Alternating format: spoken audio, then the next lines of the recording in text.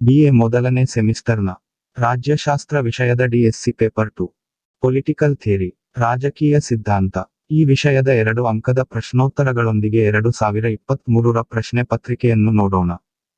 ಮೊದಲು ವಿಭಾಗ ಅ. ಪ್ರಶ್ನೆ 1 ರಿಂದ 6 ರವರೆಗೆ 2 ಅಂಕದ ಪ್ರಶ್ನೆಗಳಿದ್ದು ಯಾವುದಾದರೂ 5ಕ್ಕೆ ಉತ್ತರಿಸಿರಿ. ಪ್ರತಿಯೊಂದು ಪ್ರಶ್ನೆಗೆ 2 ಅಂಕಗಳಂತೆ 5 ಪ್ರಶ್ನೆಗಳಿಗೆ 10 ಅಂಕಗಳು. ಮೊದಲ ಪ್ರಶ್ನೆ 1. ರಾಜಕೀಯ ಸಿದ್ಧಾಂತ ಎಂದರೇನು? ರಾಜಕೀಯ ಸಿದ್ಧಾಂತವು ರಾಜಕೀಯ ಕಲ್ಪನೆ ಅಥವಾ ರಾಜಕೀಯ ಮತ್ತು ಸರ್ಕಾರದ ಚಟುವಟಿಕೆಗಳನ್ನು ತತ್ವೀಕರಣ ಮಾಡುವುದು ಎನ್ನಲಾಗಿದೆ. ಕೆಲವೊಮ್ಮೆ ಸಿದ್ಧಾಂತ ಎಂಬ ಪದವನ್ನು ಸಾಂದರ್ಭಿಕ ಸಂಬಂಧಗಳ ಬಗ್ಗೆ ಒಂದು ಕಲ್ಪನೆ ಮಾಡಲು ಬಳಸಲಾಗುವುದು. ಆಧುನಿಕ ಅಭಿಪ್ರಾಯದಲ್ಲಿ ಆಧುನಿಕ ರಾಜಕೀಯ ವರ್ತನೆ ಮತ್ತು ಅದರ ವೈಜ್ಞಾನಿಕ ಅಧ್ಯಯನ ಎಂಬುದಾಗಿ ಅರ್ಥೈಸಬಹುದು. ಪ್ರಶ್ನೆ 2. ರಾಜಕೀಯ ಸಿದ್ಧಾಂತದ ಅಧ್ಯಯನದಲ್ಲಿ ಸಾಂಪ್ರದಾಯಿಕ ವಿಧಾನಗಳನ್ನು ಉಲ್ಲೇಖಿಸಿರಿ.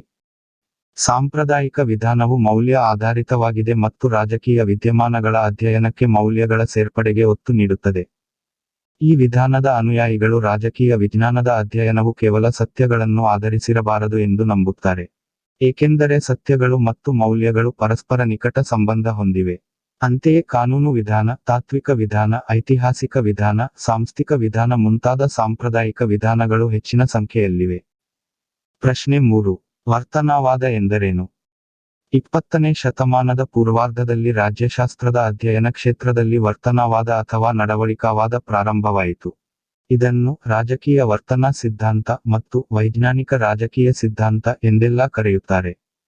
ವರ್ತನವಾದ ಎಂದರೆ ರಾಜಕೀಯ ಸಂಘ ಸಂಸ್ಥೆಗಳನ್ನು ಅಧ್ಯಯನ ಮಾಡುವ ಬದಲು ರಾಜಕೀಯ ಸಂಸ್ಥೆಯಲ್ಲಿರುವ ಸದಸ್ಯರ ವರ್ತನೆಯನ್ನು ಅನುಭವಾತ್ಮಕ ಅಂಶಗಳ ಆಧಾರದ ಮೇಲೆ ವೈಜ್ಞಾನಿಕ ಹಾಗೂ ಕ್ರಮಬದ್ಧವಾಗಿ ಅಧ್ಯಯನ ಮಾಡುವುದಾಗಿದೆ ಎಂದು ಹೇಳಬಹುದು. ಪ್ರಶ್ನೆ 4. ಉದಾರವಾದದ ಅರ್ಥ ನೀಡಿರಿ.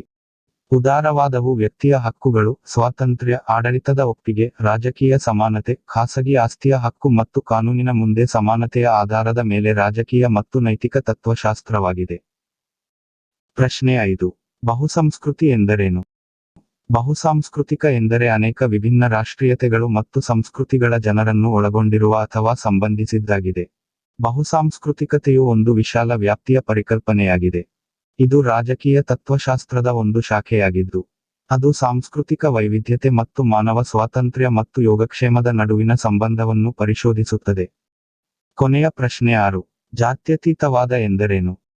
ಜಾತ್ಯತೀತವಾದವನ್ನು ಸಾಮಾನ್ಯವಾಗಿ ನಾಗರಿಕ ವ್ಯವಹಾರಗಳು ಮತ್ತು ರಾಜ್ಯದಿಂದ ಧರ್ಮದ ಪ್ರತ್ಯೇಕತೆ ಎಂದು ಭಾವಿಸಲಾಗಿದೆ, ಮತ್ತು ಜಾತ್ಯತೀತವಾದ ಎಂಬ ಪದವು ವಿಶಾಲವಾದ ಅರ್ಥಗಳನ್ನು ಹೊಂದಿದೆ, ಮತ್ತು ಇದು ಪಂಥೀಯವಲ್ಲದ ಧರ್ಮದ ವಿಷಯಗಳ ಮೇಲೆ ತಟಸ್ಥತೆ ಅಥವಾ ಸಾರ್ವಜನಿಕ ಸಂಸ್ಥೆಗಳಿಂದ ಧಾರ್ಮಿಕ ಚಿಹ್ನೆಗಳನ್ನು ಸಂಪೂರ್ಣವಾಗಿ ತೆಗೆದುಹಾಕುವುದನ್ನು ಸೂಚಿಸುತ್ತದೆ. ಅಂದಮೇಲೆ ಜಾತ್ಯತೀತವಾದ ಎಂದರೆ ಪ್ರತಿಯೊಂದು ಧರ್ಮವನ್ನು ಸಮಾನವಾಗಿ ಪರಿಗಣಿಸುವುದು ಮತ್ತು ಸಮಾನ ಸೌಲಭ್ಯವನ್ನು ಒದಗಿಸುವುದು ಎಂದು ವ್ಯಾಖ್ಯಾನಿಸಬಹುದು. ಈ ತರಹದ 2 ಅಂಕದ ಪ್ರಶ್ನೆಗಳಿದ್ದು, ಇಲ್ಲಿ 6 ಪ್ರಶ್ನೆಗಳಿಗೆ ಉತ್ತರಿಸಲಾಗಿದೆ, ಆದರೆ ನೀವು ಪರೀಕ್ಷೆಯಲ್ಲಿ 5 ಪ್ರಶ್ನೆಗಳಿಗೆ ಮಾತ್ರ ಉತ್ತರಿಸಬೇಕು. ಇನ್ನು ವಿಭಾಗ ಬ ನೋಡೋಣ.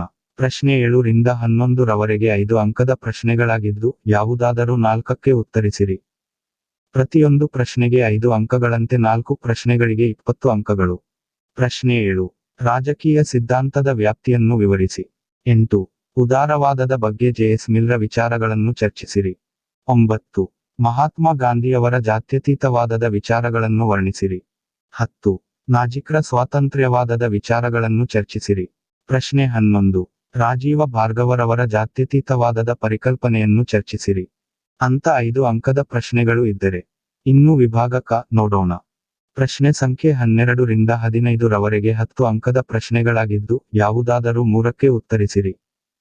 ಪ್ರತಿಯೊಂದು ಪ್ರಶ್ನೆಗೆ 10 ಅಂಕಗಳಂತೆ 3 ಪ್ರಶ್ನೆಗಳಿಗೆ 30 ಅಂಕಗಳು. ಮೊದಲ ಪ್ರಶ್ನೆ 12.